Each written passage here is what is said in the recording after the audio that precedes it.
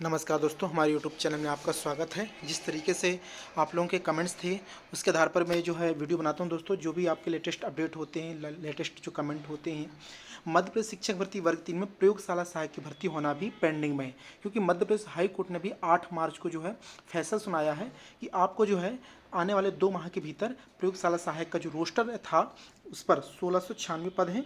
इस तरीके से 2500 पद और हैं और 525 पद पहली काउंसलिंग बचे हुए, ऐसे काफ़ी सारे पद। यानी कुल मिला के अगर मैं बात करूं तो लगभग 4 से 5,000 पदों पर प्रयोगशाला भर्ती होनी चाहिए। इतने पद खाली हैं। अब सरकार कितने पदों पे करती है ये तो उसका रोस्टर और नया अपडेट आएगा वो बताएगा। पिछला जो रोस्टर था वो 1608 पदों का था साथियों, और 525 पद पहली काउंसलिंग बचे हुए हैं और 2500 पद और इसमें जुड़ना चाहिए। अब बात आती है वर्ग 3 प्रयोगशाला की निर्योग्यता क्या क्या है। देखिए, मैं पिछली वीडियो में योग्यता की बात कर दिया था। कुछ लोग कमेंट्स थे तो मैं फिर से दोबारा उसी पर वीडियो बनाया दोस्तों। निर्योग्यता का मतलब ये हुआ कि क्या क्या योग्यता नहीं होनी चाहिए। वर्ग 3 में प्रयोगशाला में किन कैंडिडेट जो हैं उनकी नौकरी नहीं लग सकती या वो एलिजिबल या योग्य नहीं है। देखिए साथियों, सबसे पहले चीज़ तो पात्रता परीक्षा उत्तीर्ण, ये तो ठीक है, ये तो कंप्लीट है, आपको होना कंपलसरी रहेगा। ठीक है, पहली चीज़ यानी पात्रता परीक्षा अनुत्तीर्ण साथियों का इसमें प्रयोगशाला सहायक भर्ती में नहीं होना है। दूसरा दोस्तों, पहली चीज़ में क्या क्लियर कर दिया, एग्जाम पास आउट बता दिया पात्रता परीक्षा। दूसरा आता है 12वीं, क्योंकि वर्ग 3 प्रयोगशाला सहायक की जो मिनिमम योग्यता है वो 12वीं है, 12th। और 12th में भी वह सब्जेक्ट दोस्तों साइंस का, साइंस मैथ एक ही चीज़ है, पीसीएम फिजिक्स केमिस्ट्री मैथ या पीसीबी यानी बायोलॉजी भी रहेगा तो भी कोई समस्या नहीं है। ये दोनों यानी फिजिक्स केमिस्ट्री मैथ और फिजिक्स केमिस्ट्री बायोलॉजी स्ट्रीम से जिसने 12वीं निकाला है उनका प्रयोगशाला सहायक में होना है। किन का नहीं होना है, बीए। ठीक है, बीए मतलब कि जो कला संकाय से 12वीं पास आउट हुए हैं, आर्ट वाले दोस्तों। ठीक है, इन लोगों का, कॉमर्स वालों का, ठीक है, कॉमर्स वालों का भी प्रयोगशाला सहायक में नहीं होना है, एग्रीकल्चर वालों का। इसके बाद हम बात करें तो गृह विज्ञान जो होता है, होम साइंस, इन सभी विषयों संकायों को छोड़ करके हम बात करें जिनका होना है वो गणित और बायोलॉजी वालों का होना है केवल प्रयोगशाला सहायक में। तीसरी बात आती है एलिजिबिलिटी में डीएड और बीएड के साथियों। तो अभी तक मामला डीएड बीएड का काफ़ी ज़्यादा चल रहा था, लेकिन जैसे मध्य प्रदेश की मिसलिनियस एप्लीकेशन 8/4/24 पर सुप्रीम कोर्ट ने जो अपना जजमेंट सुनाया है कि 23/8/23 के बाद दोस्तों कोई भी बीएड धारी प्राथमिक शिक्षक वर्ग 3 सहायक शिक्षक में एलिजिबल नहीं होगा, तो बीएड यहाँ से आउट रहेगा।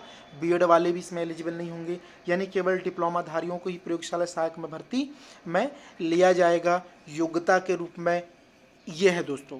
इसके अलावा फिर प्रयोगशाला सहायक में बाकी जो अन्य हैं, जैसे दिव्यांग सर्टिफिकेट, आपका गेस्ट फैकल्टी है, नॉन गेस्ट, तो ये दोनों होंगे, गेस्ट भी होंगे नॉन गेस्ट दोनों के पद होंगे। इसके बाद इसमें पूरा reservation ST SC OBC general पूरा का पूरा सेम सारी प्रोसीजर रहेगी। मेन जो था 12वीं वो बता दिया, दूसरा डीएड बीएड, दोस्तों दूसरा था पात्रता परीक्षा उत्तीर्ण अनुत्तीर्ण। तो यही है इसकी योग्यताएं, और यहाँ पर आपको मैंने बताया निर्योग्यताएं, जो कि कला होम साइंस वाले एलिजिबल नहीं होंगे, गृह विज्ञान कृषि विज्ञान वाले, बीएड वाले एलिजिबल नहीं होंगे। ठीक है साथियों, इस तरीके से सारी चीज़ें हैं जो आपके सामने क्लियरिटी के साथ रखी हुई हैं। तो अब आपको क्या करना है, इसके लिए भोपाल जाना होगा। जिस प्रकार से मंगल सिंह ने जो आप लोगों के लिए काम कर रहे हैं, मंगल जी, तो उनका आप सहयोग करें आर्थिक रूप से और फिजिकल रूप से, यानी शारीरिक रूप से आप उनके साथ जाएं। वो नेताओं से लगातार संपर्क में हैं, मुख्यमंत्री के संपर्क में हैं, विभागों के संपर्क में हैं। आप जाएं डीपीआई, आप जाएं ट्राइबल, और लगातार मध्य प्रदेश हाईकोर्ट का जो ऑर्डर है उसको और जो ट्राइबल का जो रोस्टर है उसको लेकर के बार बार अवगत कराएं और जल्द से जल्द प्रोसीजर चालू की जाए। इस प्रकार से आप अभ्यावेदन देकर के अपनी मांग रखें।